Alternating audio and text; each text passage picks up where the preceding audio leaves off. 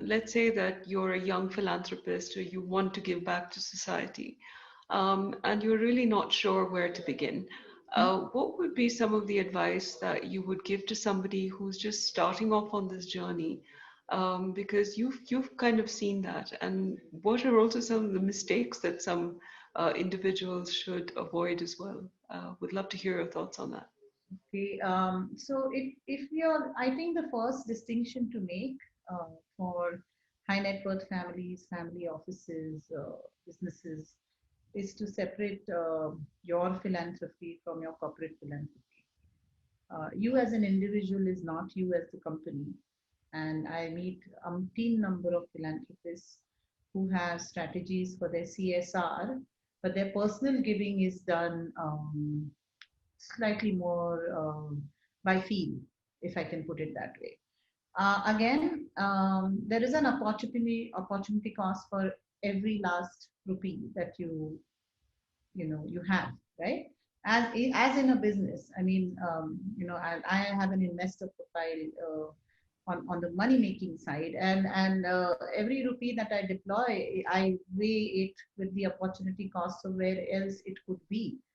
And similarly for philanthropy, you really need to put your head and the heart together. You cannot write checks to every good story which comes our way. We are in the world of fake news. We are in the world of great PR, great story writing, great packaging. There's a lot of times that a great story will come to you and you will feel powerfully attracted to it. Uh, and you may write those checks and find that there is very little substance behind. Also, I think the CSR perspective is very, very different, I think, from an individual perspective. So if I have to contrast the two, because your audience is largely business houses and wealthy individuals and having wearing both hats at the same time, right? I think CSR works because of the reporting requirements, the accountability to the board, to the shareholder, on very short horizons, and they look at 1 year, 2 years, 3 years at max. And it's a very, very different kind of philanthropy compared to individual philanthropy, where you can go deep, you can go long, you can commit over a long period of time. And I think individuals need to look at the root causes of whatever appeals to them, whatever what their heart calls out to, but then apply their head. Once their calling of the heart is heard, they need to apply their head to go as far back to the root causes and work on it patiently, one knot at a time, so that whatever you're doing, you're solving so that it doesn't come back again, right? No matter how small it is. So what CSR looks at is scale, millions of lives touched, so many beneficiaries, and that's the kind of reporting which is expected to you as a company. But as an individual, you don't need to take any of those boxes. You can choose to go deep versus go wide. And that is the approach we have taken for our families, family philanthropy that we are doing. And unless some of us have the patience to work out things at the root level, we are always going to see our country in having these haves and have-nots, having very deep-rooted issues. Some of us need to think back to where did it come from, right? And how far back do I need to go to start solving things? And I think patience is needed as well. Some kind of smart financial planning is needed as well. So Raintree works on the head and the heart motto, and we bring a lot of head to our philanthropy, and we bring a lot of heart to our investors as an investing family. And I think if you don't work both with, you need systems, you need processes, you need checks and balances, just as any other enterprise. So, uh, you know, in any business, combining the usual resources, the philanthropic foundation is actually just the same thing. It has men, it has materials, it has money, it has machines, it has bunch of the same things. It chooses not to make a profit, and there really is no difference at all. So there is no reason why all the systems and processes, the checks and balances that you have within an organization, when you run your business efficiently, no reason why those all of those should not be there in whatever philanthropy you do, whether you make it as a grant maker or whether you run your own foundation or an NGO, right? So I think balancing the two, you need to think with your heart, but you need to think smart as well. And I think the last thing for high net worth families is the fact that in India, we are making, when we do philanthropy, we are making the world for tomorrow, for the next generation, for our children and their children, right?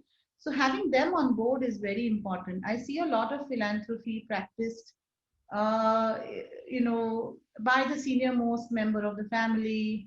India is very patriarchal, so a lot of times there is no consensus building. The younger generation gets left out, the women in the family get left out, and that's fairly normal for India.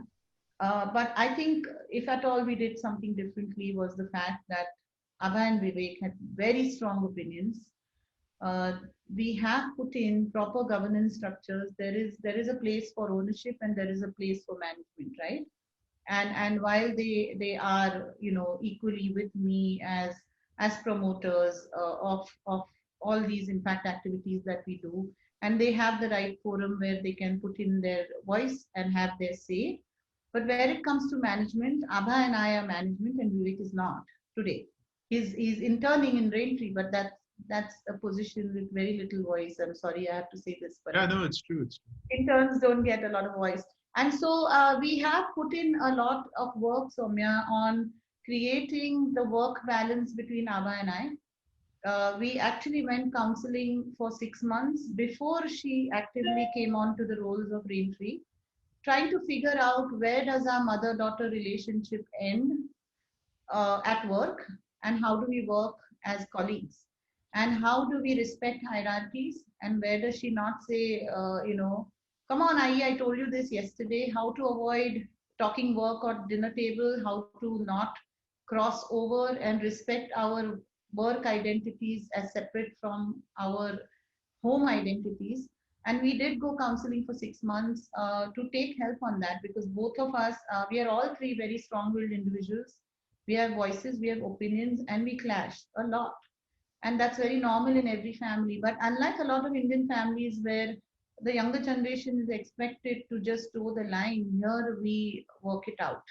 We take help where needed and we work it out. And so I think we've come to that same kind of culture in Raintree as well, where we have institutionalized radical candor, where we can say whatever we want in the right forum, at the right place, at the right time, with complete honesty and complete respect as well. And it is okay to disagree, it is okay to agree to not agree. And I think that early work we did on expectation setting, on relationship setting, on setting culture with two members working in the family business as such has proven very useful. So everybody wanting to go into more structured philanthropy, wanting to set up their own organization, enterprise, any kind of social enterprise.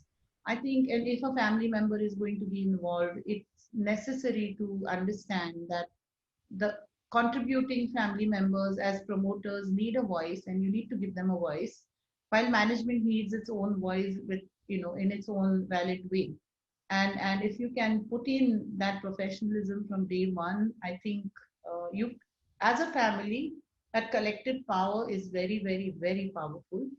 And all everybody can do something with all the resources that all of us high net worth individuals, business houses, family offices, we are very privileged to be able to make a real change in our country.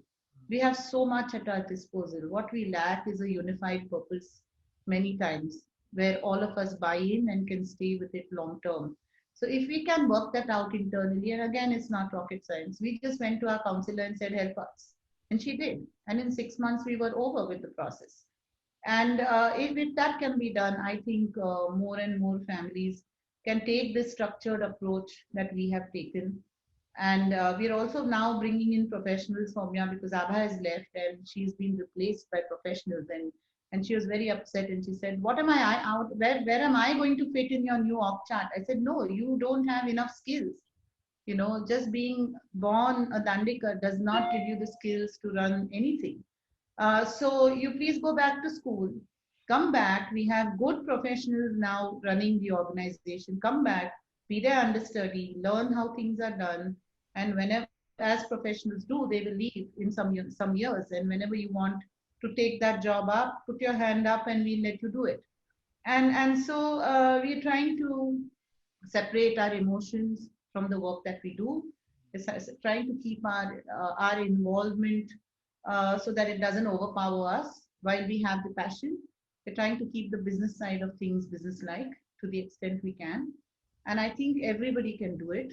And if at all I have a message, it is combine the head and the heart in everything that you do, and I think you can do it well regardless of what you're doing in that case.